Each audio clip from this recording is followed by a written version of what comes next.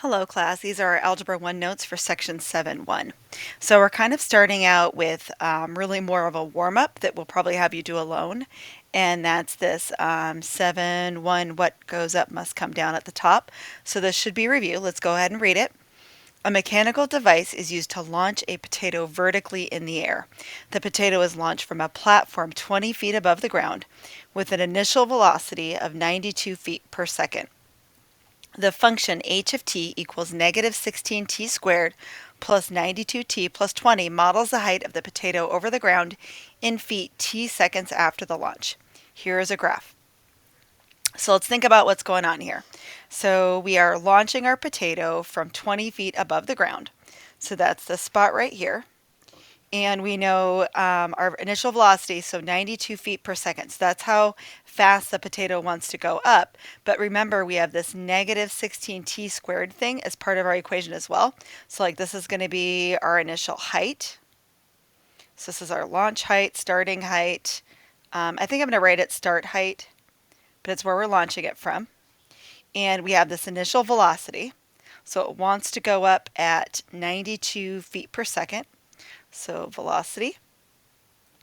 And then that negative 16t squared part, that's the part that's the gravity. And the gravity part is negative because it's pulling it back towards the ground.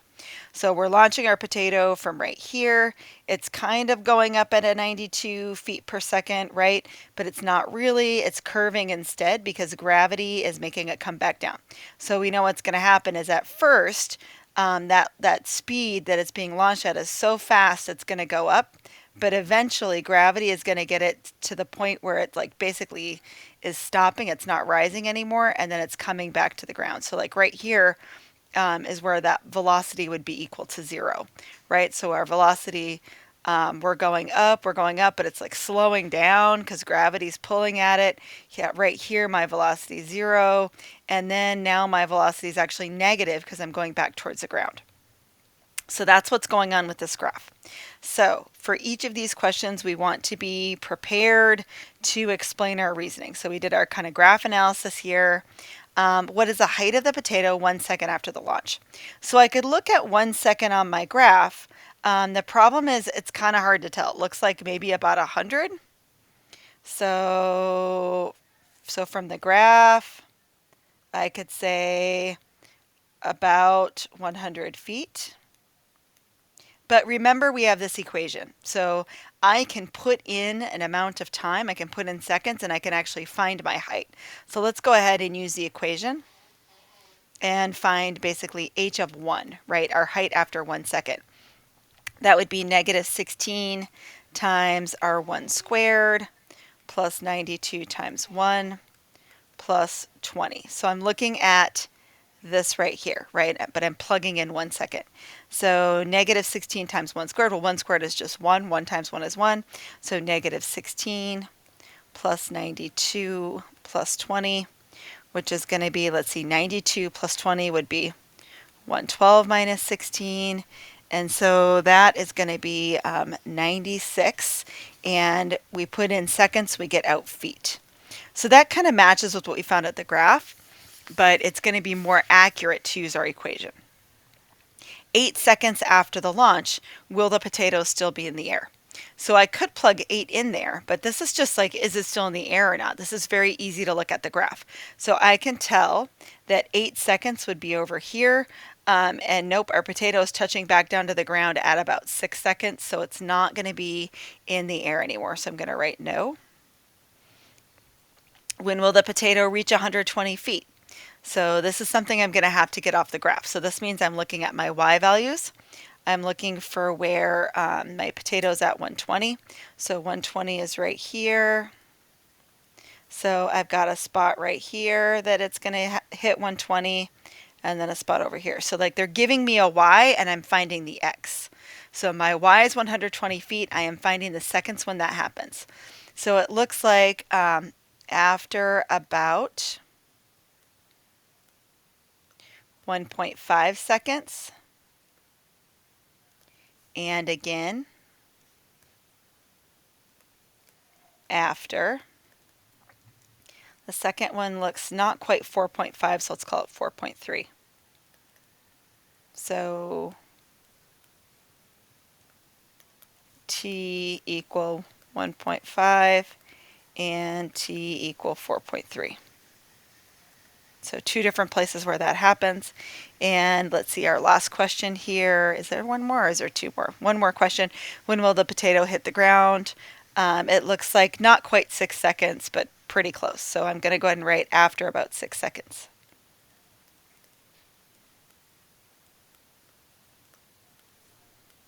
So there is definitely some review today.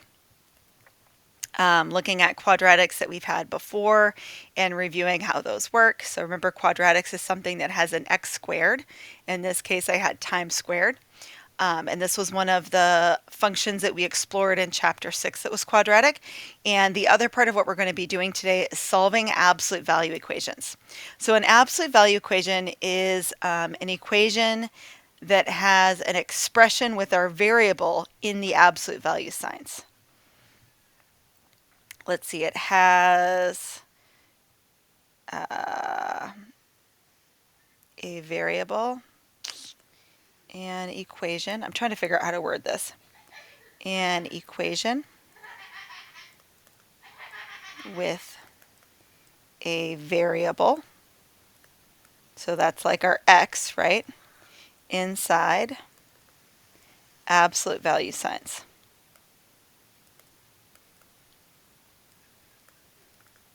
And they could be really simple, something like the absolute value of x equals 7, or they could be really complicated. So these are our examples. It could be something like the absolute value, it could be 2 times the absolute value of 9x plus 4 equals 6x. That would be a really complicated one. But the important part is we have a variable. So in this case, and both of them are variables x, but we have that inside absolute value signs. So my x is inside, this has an x inside the expression, and that's inside. So a variable has to be inside the absolute value signs. So we're going to solve an absolute value equation. So just to do a quick review, if I'm thinking about, let's go ahead and label this review over here. If I'm thinking about the absolute value of 5, that equals 5. And that's because my absolute value is my distance from 0 on a number line. So 1, 2, 3, 4, 5. 5 is 5 units away from 0 on a number line. If I think about negative 5, 1, 2, 3, 4, 5, negative 5 is 5 units away from 0 as well. So if I take the absolute value of a 5 or an absolute value of negative 5, it's just 5 either way. So just a little quick review. I know it's been a while since we did stuff with absolute values. So if I want to find the absolute value of x equals 9, I guess what I'm really finding is x, right? And I know that the absolute value of x is 9. Well, x could be two different things. X could be a positive 9 or x could be a negative 9. Because when I take the absolute value of that either 9 or negative 9, it's going to turn it positive. So this means when we solve these absolute value equations, we're going to have to basically just write two equations, one positive and one negative. So let's go ahead and look at that. So here's our second example of the absolute value of x plus 4 equals 3. So that means if my x plus 4, if all the stuff inside was a 3, if I took the absolute value of that, it would equal 3, and that would work. But it could also be equal to a negative 3 inside, because that would still make a 3. So what we're going to do here, I want to erase my little scratch work, is we're going to, I'm following these steps over here. It says write our original equation. So absolute value of x plus 4 is equal to 3. It helps to make those absolute value signs a little bit longer so people can tell they're not like ones or something. And then I want to rewrite as two equations. So either the x plus 4 part could be equal to 3, or the x plus 4 part could equal a negative 3. Because if I take the absolute value of either 3 or negative 3, I'm going to get that positive 3 back. And then I want to solve. So to solve, all I have to do is subtract 4 to leave x by itself.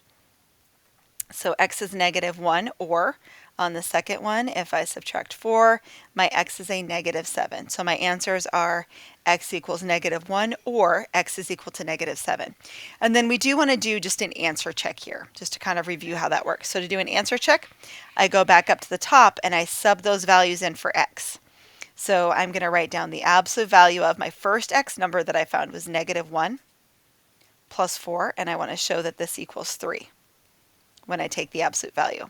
So absolute values, first I do the stuff inside. It's kind of like parentheses. So -1 plus 4 is 3. So this is absolute value of 3. 3 is 3 units away from 3, so 3 equals 3, check. And then I want to check the -7, so now I'm going to put a -7 up in for the x into the original equation. So absolute value of the quantity -7 plus 4, and see, does that equal 3? That's really what we're doing when we're checking, right? We're saying, is there equality here when we simplify both sides? So -7 plus 4 is a -3. And if I take the absolute value of -3, I'm saying how far is -3 from 0 on the number line? And it's 3 units away. So this is going to be 3 equals 3. Checks out again. So we're going to look at a couple more complicated ones. This one now, we've got lots of stuff going on, right? I have 3 times this absolute value, and then -7 equals 11. So the basic thing is we need to isolate the absolute value first. And then we need to write our two equations. And then we need to solve. So those are our little steps here. And it is an absolute value equation. I do have my x inside my absolute values. So to get that absolute value part by itself, I'm going to start by, it says write original equation. So 3 times absolute value of 4x plus 2 minus 7 equals 11. And then I want to add 7 to each side. So 3 times my absolute value. And I'm not even saying what that is, right? I'm just thinking about that absolute value. 11 plus 7 is 18. And then I'm going to divide each side by 3. So I'm trying to get just the absolute value part by itself. So let's go ahead and divide by 3. Now I have the absolute value of 4x plus 2 is equal to 6. So now that I have the absolute value part by itself, right? I did my isolate part. Now I can write as two equations. That's my next step. So that's going to be, so this was like step 1, this is my step 2. So rewrite as two equations. So either 4x plus 2 is going to equal a positive 6, or 4x plus 2 could equal a negative 6. Because I could either have, where this 4x plus 2 is, right here, right? I could either have a negative 6 in here, or I could have a positive 6. All of that could equal 6 or negative 6. So now I've got to go ahead and do my third step and solve for x.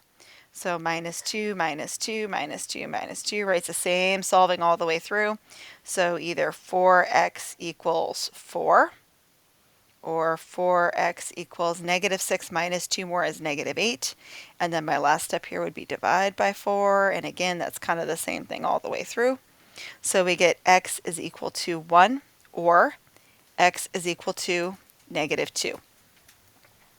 For our last example, it says decide if an equation has no solution. So this is kind of giving us a hint. Something weird is going on. So we have a more complicated looking absolute value equation again. X is still inside our absolute value signs, right? So it's still an absolute value equation. And we need to do kind of the same steps that we did on the last one. We need to first go ahead and isolate that absolute value. We're going to subtract 3 from each side. So 3 times our absolute value of 2x minus 8 equals 2 minus 3 is -1. A little tricky. I need that 3 in front to go away because I want to, again, get that absolute value part only by itself. So we're going to divide each side by 3. And then I have the absolute value of the quantity 2x minus 8 is equal to -1/3. So I know the fraction part probably bothers you, but it's really not the issue. The issue is that I have an absolute value equal to a negative. So there's no way it's equal to a negative number. I can't take an absolute value, right, and then have it equal to a negative on this side. I can put a negative number inside my absolute value, but what it's equal to has got to be a positive. So this is my issue, is right here, is this negative sign. That means I cannot solve it. So an absolute value cannot be equal to a negative. So that is an issue. I could have a negative inside it, but it can't be equal to a negative. So main ideas for today, again, are just kind of a quick review of quadratics, remembering how quadratic equations have a variable squared. Those graphs are like a U shape. Just how to analyze things and use formulas, and then these absolute value equations. That's the really big review. I guess it's really not review. We have done a little bit with absolute values before, but not equation solving like this. So this is really our new thing today. So as always, if you need help, please make sure you ask.